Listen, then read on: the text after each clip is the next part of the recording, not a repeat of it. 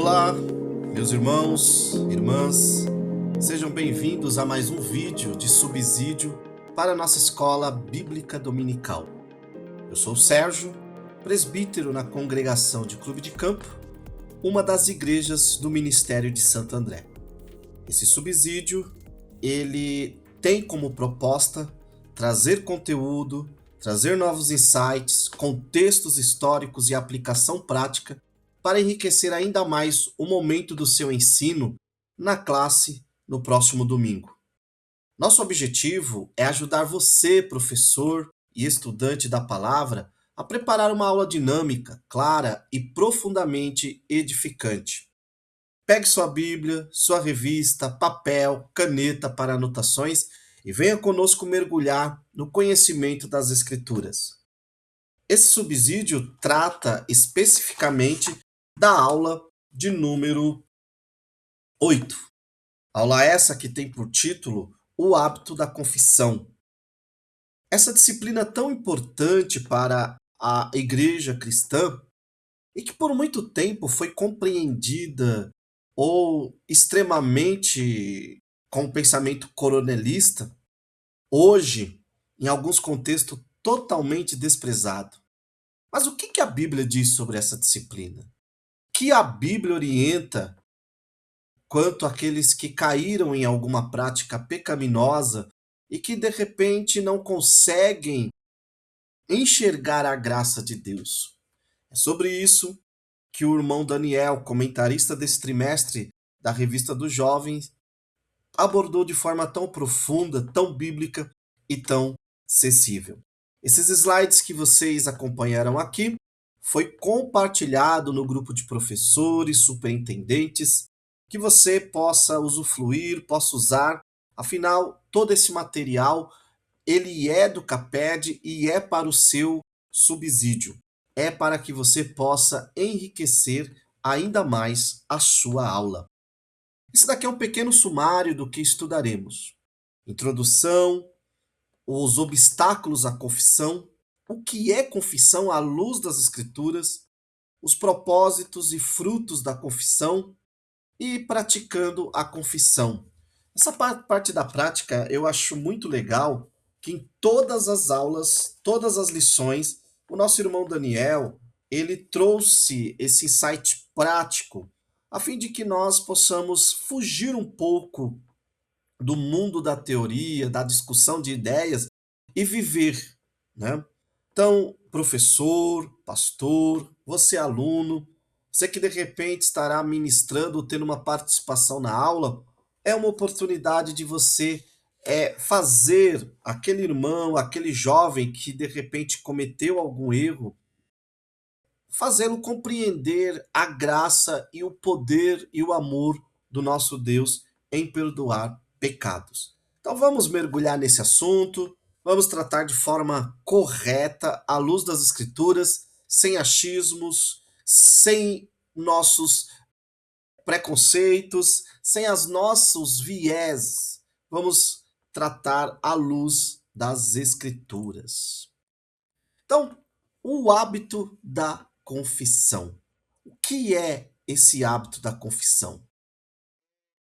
Deus é fiel e justo para perdoar e purificar aqueles que confessem seus pecados. Isso é o que está escrito na Bíblia.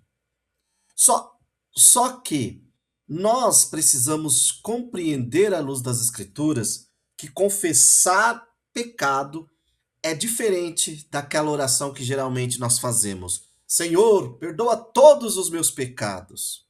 Isso não é confissão de pecado.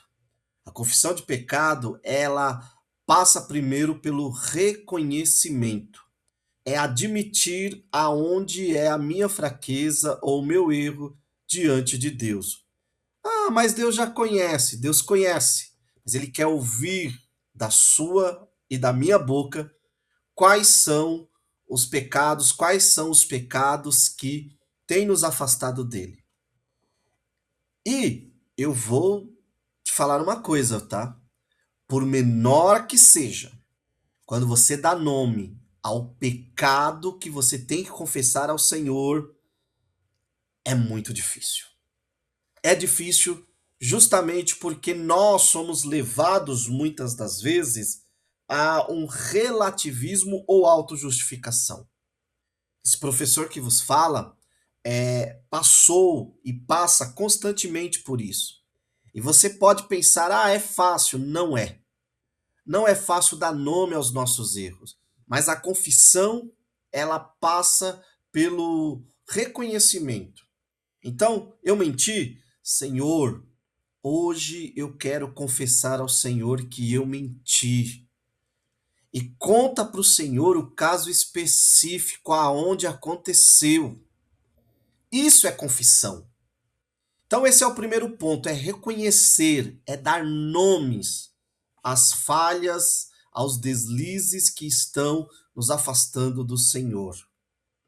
Segundo, confessar gera um arrependimento genuíno.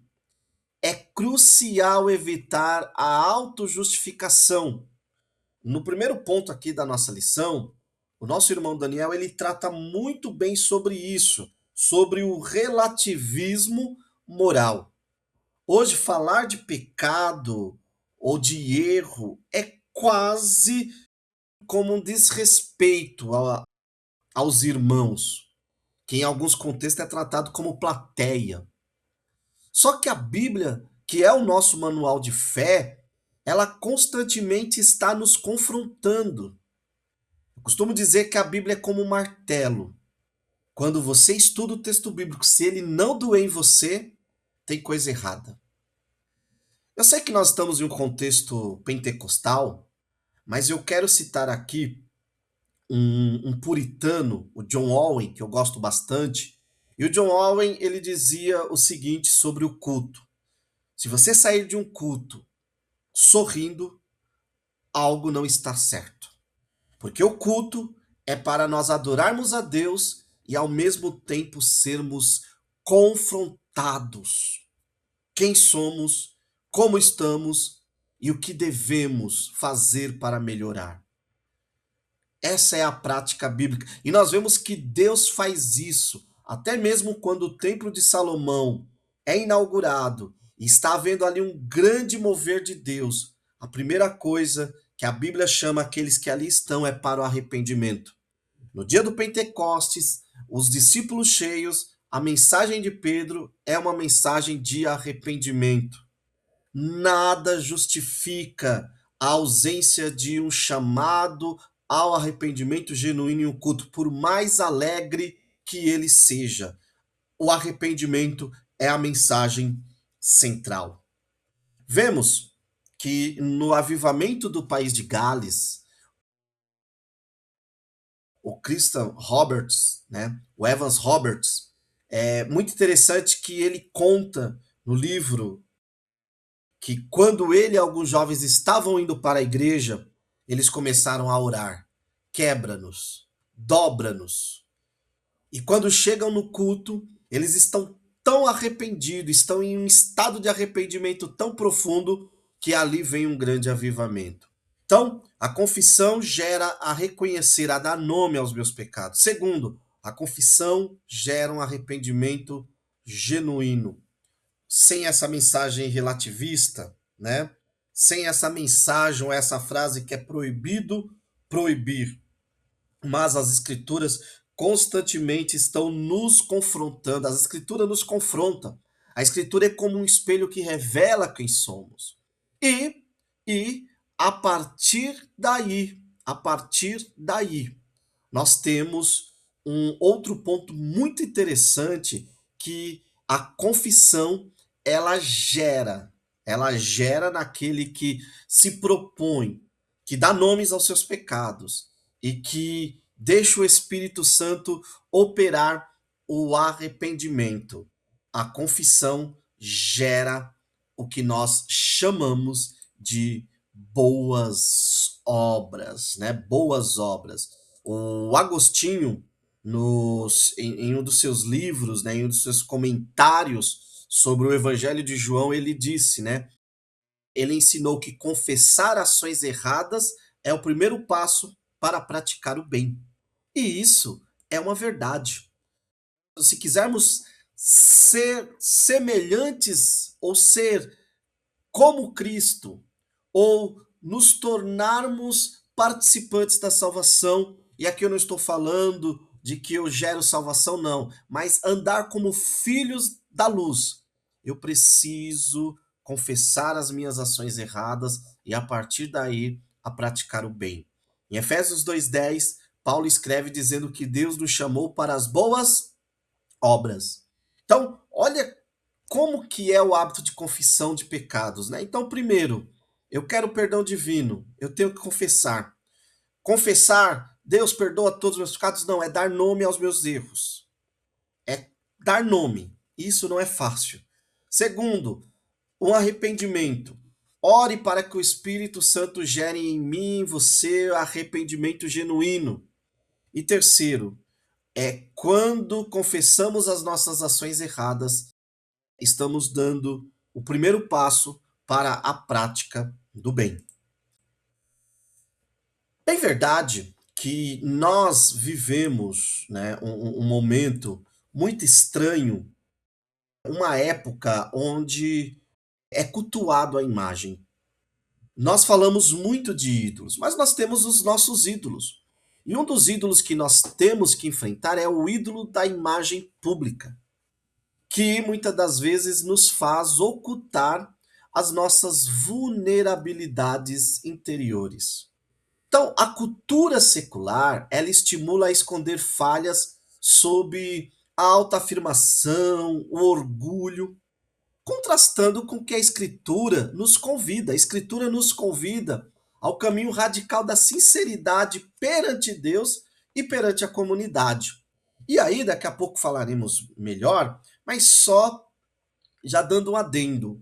As nossas comunidades, a igreja local, as nossas lideranças, pastores, presbíteros, obreiros, líderes de departamento, precisam ser ensinadas a terem maturidade diante da confissão de pecados.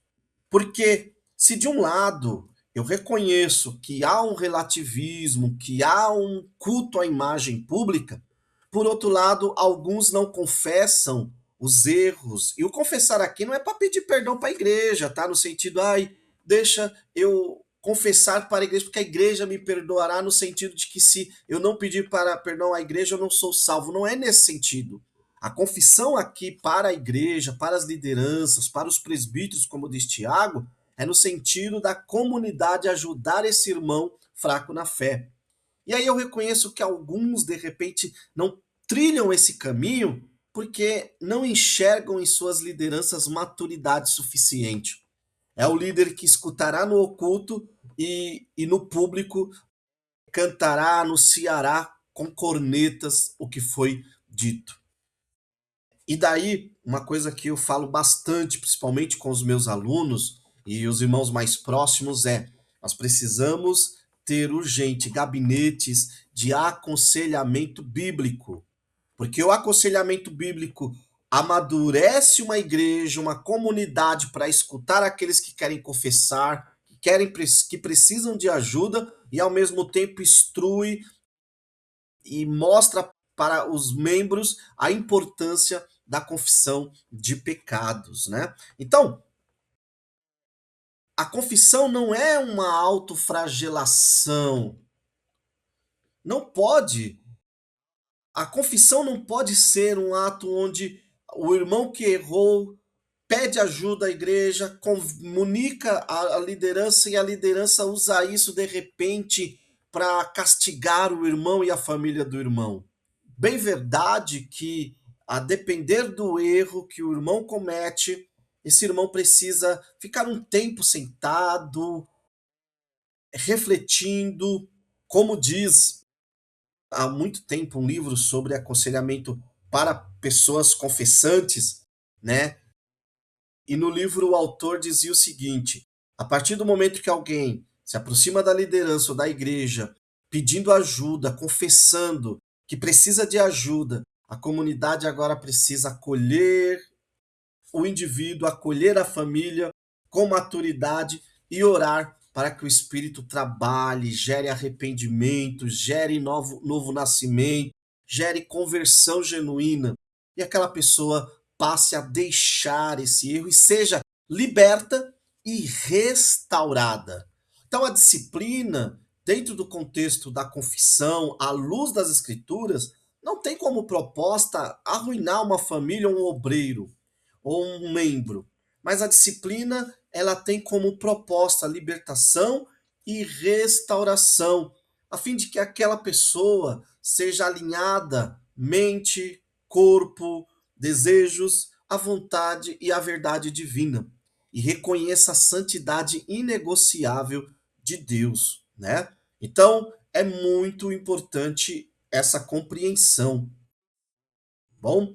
E claro, bem verdade que esse relativismo moral, onde essa sociedade coloca que não há uma verdade, mas que há verdades, né?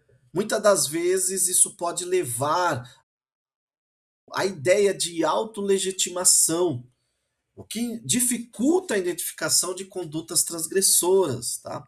Quando eu coloco aqui transgressoras, não é só no sentido sexual, mas, por exemplo, raízes de amargura, mentira, invejas, tantas outras coisas. Então, é urgente um ensino sobre a, a confissão à luz da Bíblia, tá? Não é à luz do nosso achismo. E aí, porque só a Bíblia pode nos convencer, ou poderá trabalhar em nós e tirar de nós essa tendência humana de terceirizar a culpa. Veja só que quando Adão ele erra com Eva, tá bom? Que Deus vai conversar com Adão, Adão culpa Deus. O pessoal fala que Adão culpou Eva, mas Adão ele primeiro culpa Deus. Ó, foi a mulher que me deste. Em outras palavras, eu não pedi esposa e o Senhor me deu. Ela que me conduziu. E Eva também culpa a Deus. Ó, foi a serpente, em outras palavras. Se eu tivesse numa cidade, num triplex, mas o senhor me colocou aqui no jardim com uma serpente. E vou dizer, a serpente só não acusou, só não terceirizou porque ela não falava, mas se ela pudesse falar, ela também terceirizava, né? Então, é uma tendência nossa, né? O nosso irmão Daniel, ele cita aqui a fala da psiquiatra Theodore Darwipon, no livro A Faca Entrou, né? Onde ele diz o seguinte, né? Que é comum muitas pessoas, principalmente no contexto de detentos, onde ela fez esse estudo de caso, falar, mas eu perdi a cabeça, eu fui influenciado pela galera. É o famoso estudo que diz, né, que nós somos influenciados pelo meio. Nem sempre é um meio, tá? E vou dizer uma coisa, e nem sempre também é um diabo. Na maioria das vezes é a nossa natureza pecaminosa. Nós somos caídos. Então, o pecado, ele tem que ser reconhecido por aquele que praticou. Primeiramente a Deus. E depois, se não conseguindo deixar esse erro, né, precisando de uma ajuda, que procure a liderança, procure a igreja, no sentido da igreja ajudar, né? Mas daqui a pouco falaremos sobre isso melhor. Então, quais são os perigos de nós relativizarmos a verdade? É cair no erro que o teólogo e mártir de Dietrich Bonhoeffer criticou, que é a graça barata, ou a graça superficial, ou a hipergraça, né? Hoje é normal o discurso da hipergraça, Deus perdoa tudo que eu faço, né? E aí vai adaptando a mensagens mundanas, a pensamentos mundanos, e a santidade de Deus, que é o que importa no meio da congregação, muitas das vezes é transformado em libertinagem, profano. E esse teólogo, ele vai criticar isso, né? No livro Discipulado, o preço do discipulado, ele vai dizer muito bem isso, né? Que a pregação do perdão sem arrependimento do pecador resulta em graça sem discipulado, sem cruz, sem Jesus Cristo, vivo e encarnado. E aí a confissão rompe essa ilusão, conduzindo à graça preciosa que perdoa e transforma. Se eu tenho um encontro com a graça ela me transforma, a graça transforma vidas, tá? Então muitas pessoas estão se convertendo a religião cristã. Muitas pessoas estão se convertendo ou buscando o social da igreja, mas não tendo uma vida transformada. Por quê? Porque não são confrontadas. Por isso a necessidade de uma mensagem que confronte, de uma mensagem que venha bater em quem somos e nas nossas ideias, na nossa natureza, né? Isso é todos nós, tá, viu? Não é só do jovem, do adolescente, é do adulto, é do obreiro, é do presbítero, é do diácono, é do pastor, é do evangelista, é do que ensina, é do que só escuta. Todos nós precisamos ser alcançados pela graça, né? Mas o que é confessar, né? O que é confissão? A palavra confissão, ela vem do grego, né? Homologeo, tá? Lembrando que no grego essa letrinha aqui que parece um G, mas no grego é o gama, se pronuncia com G. Então é homologeo, é assim que se pronuncia, né? E o nosso ômega aqui é O, então homologio, né? Homo de mesmo e lego de dizer. Então, o que significa? Significa dizer a mesma coisa que Deus diz sobre a nossa falha sem justificativa. Em outras palavras, Deus, o Senhor, diz que isso que eu cometi é pecado e eu estou confessando que é pecado. Isso, gente, pode parecer fácil fazer isso em oração você e Deus, mas faça. Você verá que não é tão fácil, não é tão simples, porque até em oração com Deus daremos um jeito de justificar, mas Deus, eu fiz porque outra pessoa fez. Não. A confissão, né, o homologeo é diagnosticar os nossos erros a partir da mente de Deus, da perspectiva de Deus, não da minha perspectiva. Então, isso envolve reconhecer pecados, delitos e falhas diante de Deus sem qualquer ocultamento ou desculpa, né?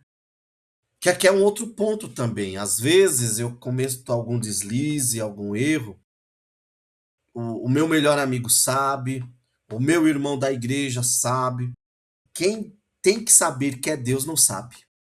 Ah, mas ele já conhece, ele conhece, mas ele quer confissão. Ele quer o nosso homologio.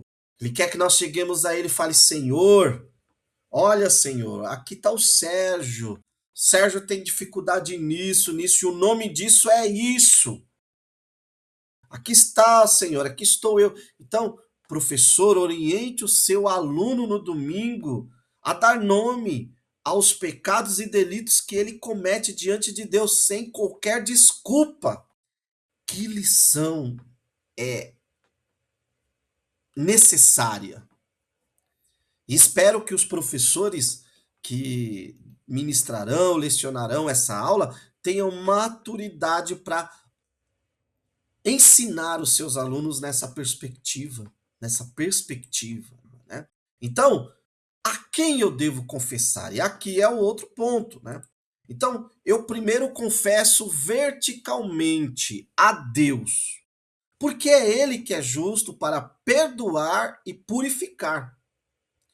No Salmos 32:5, o salmista diz: Confessei-te o meu pecado e a minha iniquidade não encobri. Então, somente o Criador detém autoridade para remir e purificar e nos perdoar. Então, primeiramente é a Deus. E agora entra a comunidade. Nós já falamos em partes, mas olha que interessante. Tiago vai dizer, escrevendo Tiago 5,16, está registrado: confessem os seus pecados uns aos outros para serem curados. Então, não é para ser perdoado, é para ser curado. Porque quem me perdoa é Deus, a não ser que eu cometi alguma coisa contra o irmão.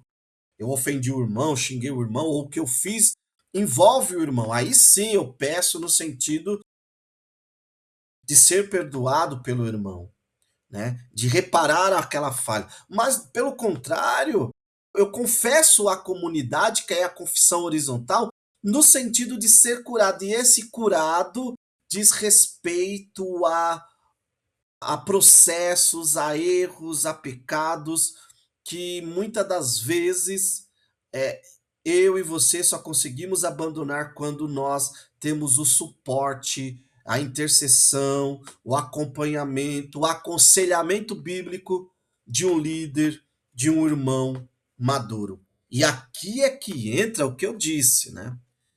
Nós devemos orar, irmãos. Mais uma proposta da aula. Ensine os seus jovens a orar pelas lideranças, pelos seus líderes. Temos uma responsabilidade enorme de ensinar nossos jovens a orar pelos líderes, para que Deus dê maturidade espiritual, conhecimento bíblico aos líderes, aos obreiros, a fim de que quando algum irmão procurá-lo para confessar no sentido de pedir ajuda, tá? Não é de, olha, eu sei que se eu não falar com você, eu não vou para o céu. Não é nesse aspecto. Mas é no aspecto de, olha, irmão, eu quero muito, muito abandonar esse erro e eu não estou conseguindo sozinho. A história da igreja está repleta disso. John Wesley mesmo, já pregador, já ministro ordenado, aos 35 anos, hein? Nasceu na igreja. Ele tinha necessidade de ser salvo ainda. Ele ainda não era salvo. Quando ele tem o um encontro com os morávios, ele procura o líder dos irmãos do movimento moraviano. Aquele irmão o instrui, ora por ele. E ali nas ruas de Londres, da Inglaterra, ele tem a experiência do coração queimado, ou seja, se ele não procura aquele irmão para orar, para pedir aconselhamento, ele nunca teria aquela experiência e não teria o ministério frutífero que teve. Jonathan Edwards, também aos 17 anos, ele reconhece os pecados da soberba que está dentro dele e ele vai diante de Deus, ora, confessa e ele tem um encontro pessoal com Cristo. Então veja que nós poderíamos contar aqui vários e vários outros exemplos. Talvez você mesmo tenha passado por isso. Então, por isso que devemos sempre orar pelas nossas lideranças, né? A epístola de Tiago, ela vai dizer que essa prática é direcionada a presbíteros. Os presbíteros no contexto do Novo Testamento eram quem? Os pastores, são termos intercambiáveis, presbítero e pastor era a mesma função, tá bom? Mas no contexto da nossa igreja, Assembleia de Deus, nós sabemos que tem o pastor, o presbítero. Então, leve ao seu pastor. A ideia aqui é você levar a liderança, levar a irmãos maduros, maduros para te escutar, orar por você e te dar o suporte. Por isso devemos orar. E aí é onde eu disse, há dois caminhos. Há irmãos às vezes que não confessam, não pedem ajuda, porque de repente relativizam, mas há casos de irmãos que querem pedir ajuda, mas temem, porque às vezes não enxergam em suas lideranças, nos irmãos mais próximos, de repente, maturidade e amor cristão para dar o suporte, tá bom? Mas o caminho é esse, tá bom? O caminho é esse. Se eu fugir disso, se eu dar uma outra palavra, eu estarei fugindo do que o texto bíblico ensina. Então, o hábito de confissão envolve, primeiro, reconhecer as culpas. Já falamos meio que aqui disso, mas é reconhecer, né? Provérbios 28:13 afirma: quem esconde os seus pecados não prospera, mas quem confessa os abandonos encontra misericórdia. A verdadeira confissão é intrínseca ao desejo de abandonar aquilo que ofende a Deus. Então, o Dallas Willard observou que temos de aceitar o fato de que um pecado inconfesso é um tipo de jugo. Então, a confissão de pecado perante Deus, claro, tendo a necessidade até de repente de comunicar aos irmãos, a liderança, a fim de ser ajudado, isso daqui é sair de um jugo, né? É sair de um jugo. O Agostinho, ele tem um livro chamado Confissões. O que que é o livro Confissões? É Agostinho confessando a Deus quem ele é. Eu sempre falo que Agostinho foi um dos homens mais corajosos da história da igreja. Ele já pastor, usufruindo de uma liderança reconhecida, ele resolve abrir o seu coração para a sua comunidade, para os seus leitores e mostrar quem ele era.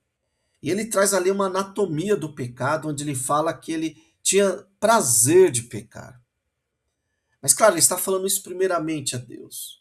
E depois, com certeza, os leitores vendo aquilo, com certeza oraram, intercederam, puderam ajudar, né, Agostinho. Então, Agostinho ele vai trabalhar isso no livro Confissões, mas nós precisamos compreender isso, tá? Que o propósito da confissão é reconhecer nossas culpas, é abandonar o pecado, tá bom?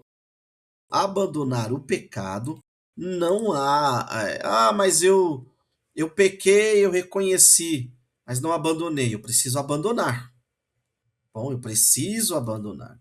E uma vez que eu abandonei, o apoio comunitário, que é o que nós já falamos aqui, né? Nem toda batalha espiritual pode ser vencida de forma isolada. E aí é onde entra a maturidade dos irmãos, quando alguém abre o coração para confessar que precisa ser auxiliado pelo corpo de Cristo para deixar alguma prática pecaminosa, tá bom? Traga de repente uma discussão sobre isso para sua sala. Se os seus alunos veem isso nos professores, na liderança, no pastor, o debate, essa conversa não tem como proposta eles expor falhas da liderança, mas é eles agora olhar e falar, opa, e aí o que que você pode fazer? Uma dica, você colher essas informações, o que é dito ali, e de repente, se houver a necessidade, discutir com o seu pastor, se você não for o pastor, claro, com a liderança, com os irmãos, isso daí trará com certeza muita coisa boa para a igreja local, né? Para a igreja local. E quais os frutos da confissão? Primeiro, o perdão divino, né, gente? Perdão divino. Esse é o maior fruto da confissão. É quando nós alcançamos o perdão divino. Depois, a purificação. Então, além do perdão, a confissão proporciona a purificação do pecado. O Senhor nos limpa. E a liberdade genuína. Pecados escondidos geram culpa, medo, né? Geram falsidade, hipocrisia. Agora a confissão rompe esse ciclo, né? O salmista Davi, Salmos 32, versículos 3 e 5, ele relatou: Enquanto eu mantinha escondidos os meus pecados, o meu corpo definhava de tanto gemer. Após confessar, ele encontrou alívio e restauração. Então a confissão nos conduz para a verdade que nos liberta, né? E aí, já vindo, chegando no final da nossa aula, praticando a confissão. Como que eu devo praticar, né? Na revista tem aqui, nos nossos slides eu coloquei bem de forma pedagógica, como se fosse uma sequência. Então, primeiro é o exame de consciência. Então, reserve um tempo ali, aquele tempo que nas outras lições você está orando, né? Você está jejuando, você está praticando o silêncio, a meditação bíblica, o estudo, você vai aproveitar para fazer uma autoavaliação, que é o que o apóstolo Paulo orienta na ceia. Depois, nominalização específica do pecado, né? Evite orações genéricas, perdoa meus muitos erros. Não, nomeie a falha exata. Por exemplo, Senhor, fui impaciente, duro com a minha família hoje, perdoa meu orgulho. Dê nomes, tá? Dê nomes. E quando o pecado atingir diretamente o próximo, peça perdão pessoalmente. Em casos de lutas, vícios recorrentes, busque um irmão maduro ou um líder espiritual para pedir ajuda, né? Eu coloquei aqui no slide prestação de contas, mas na verdade enxergue como um pedir ajuda, irmão. Eu preciso ser ajudado, irmão. Eu não consigo abandonar esse erro, esse pecado sozinho, né? Eu preciso muito da ajuda. E aí, você líder, você pastor, presbítero, irmão de confiança desse jovem que te procurará para conversar, seja maduro. Não escute e saia espalhando. Não use textos em cima do púlpito. Uma vez eu conversei com uma pessoa muito que prega, muito madura, e é muito interessante que aquela pessoa, ela me disse o seguinte, que tinha, ela ia pregar em um culto na igreja dela, e aí, naquele culto, olha que interessante o que essa pessoa falou, né? Naquele culto, naquela mensagem que ela preparou, ela trataria sobre determinados erros. Quando, antes do culto, né, Deus ali agiu de forma poderosa no ensaio dos jovens, né, depois da IBD, e um jovem procurou e falou: Olha, irmão, eu estou fazendo isso, isso, isso. Quero que o irmão ore por mim. Já pedi perdão ao Senhor, confessei ao Senhor. Aí ele, muito sábio, pegou e disse: Olha, irmão, vamos conversar com o pastor para que o pastor oriente e tal.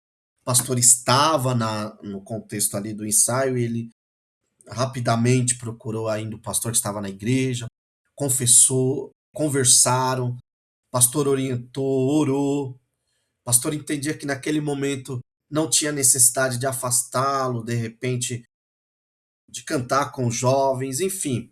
Mas olha que interessante o que ele fez. Ele olhou e falou: Calma aí. Hoje à noite eu trataria sobre isso daqui, esse ponto da minha mensagem. Se eu fizer, eu vou constranger esse jovem. Ele já está arrependido. Ele foi orar, pediu sabedoria a Deus e Deus o orientou. Ele tratou do tema porque ele entendeu que talvez tivesse mais pessoas naquela situação, mas sem citar os casos específicos que ele traria na mensagem. É maturidade. Eu não esqueço disso. Ele comentou isso e isso está no meu coração porque eu já fiz algo também muito parecido. De acontecer uma situação e quando eu for pregar sobre o assunto e não tratar, ou tratar de outra maneira. Por quê? Porque eu não posso constranger o meu irmão. A palavra tem que constranger, mas eu não. E maturidade é nesse aspecto, viu, líder? Você obreiro, que de repente um jovem possa procurar após essa aula, não leve ao púlpito, né? Por mais que você já tenha uma mensagem preparada, aquilo peça a Deus sabedoria, direcionamento, para você de repente abordar o tema, porque talvez tenha mais jovens precisando, mas de forma que não faça aquele jovem se sentir atingido, né? Afinal, o corpo de Cristo cura, né? O corpo de Cristo cura. Eu não estou aqui falando para você relativizar o erro, mas é para você tratar com sabedoria. Sabe por quê?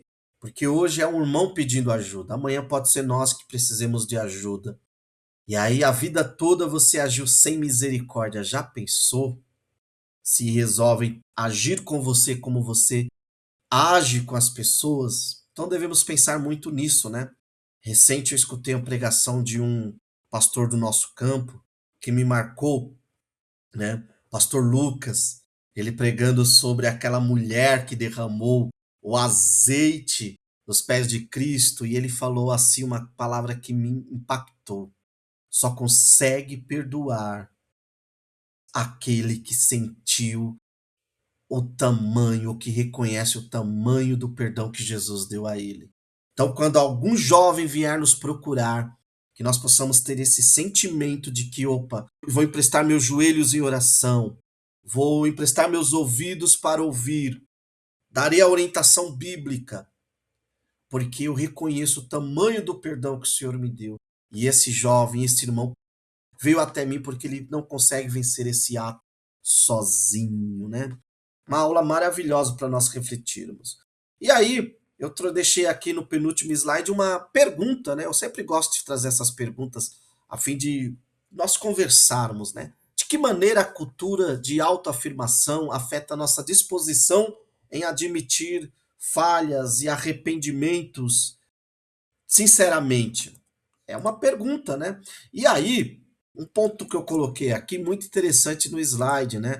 Que é assim: considere a diferença entre a culpa estéril e a confissão evangélica e os desafios da confissão comunitária, né?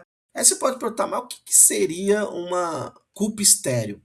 É o peso de consciência que apenas traz tristeza, remorso, sem gerar nenhuma mudança real. E a confissão evangélica, aquela que é a luz do evangelho, é o ato de abrir o coração para Deus, confessando erros de forma sincera, para receber o perdão e mudar de vida. E aí eu coloquei por último, né, os desafios da confissão comunitária. Eu vou logo adiantar aqui, irmãos, eu não sou favorável a, por exemplo, como se fazia antigamente, de repente, ó, irmão, vem cá, o irmão fulano, ele tem algo a falar para a igreja. O irmão às vezes não queria nem falar. Em determinado culto, o irmão ia ali na frente, da igreja cheia, e ele tinha que falar. Se o irmão, de repente, procurou a liderança, o pastor, o presbítero, e falou, ó, irmão, eu errei nisso e eu quero pedir perdão à igreja, né? Aí é outra conversa, mas não constranger. A confissão comunitária é no sentido de procurar a ajuda da comunidade e a comunidade curar, não lançá-lo para fora, né? Mas é um ponto a ser discutido, né? E eu quero concluir essa aula maravilhosa, esse subsídio, na verdade, né? Dizendo, a confissão é uma disciplina espiritual vital que alinha a mente humana com a verdade divina sobre o pecado. Obstáculos como o relativismo moral e a graça barata ou hipergraça, que o Bonhoeffer trata, enfraquecem o reconhecimento genuíno do erro. A confissão bíblica, o homologueo, é um ato de concordar com Deus sobre a falha, sem autojustificação. E os frutos da confissão sincera são perdão, purificação, liberdade, libertação espiritual, como ensina 1 João 1,9. Eu desejo de coração que você seja abençoado por essa videoaula. Eu quero que você feche os seus olhos. Geralmente eu não faço isso, mas eu quero fazer uma oração. Pai, essa aula nos convida a confessar ao Senhor os nossos pecados. Mas isso só é possível quando o nosso coração for tocado, amolecido, quebrantado pelo Espírito. Que o teu Espírito possa encontrar em nós, Pai, espaço para nos convencer daquilo que estamos fazendo, que está esbofeteando a tua santidade, que está ferindo a comunidade, Pai. Pai, tem misericórdia de nós. Nos dê maturidade para ouvir, acolher, orientar biblicamente aqueles que nos procurarem para falar, pedir ajuda. Que essa aula, Pai, alcance corações e lugares aonde de repente há pessoas duras, endurecidas, talvez com remorso, em vez de genuíno arrependimento, e que o teu Espírito possa gerar arrependimento, Pai. Obrigado por essa aula tão maravilhosa que o teu filho, irmão Daniel, escreveu. E que nós, Pai, possamos perdoar, porque o tamanho do perdão que o Senhor nos deu foi muito grande. Então, se alguém chegar confessando, pedindo ajuda, possamos agir com misericórdia, constrangidos pelo peso do tamanho do perdão que o Senhor nos deu. Eu te agradeço, Pai, por esta videoaula, por esse subsídio e por essa oportunidade, em nome de Jesus. Deus abençoe você e até a próxima, permitindo o Senhor Jesus. Até mais.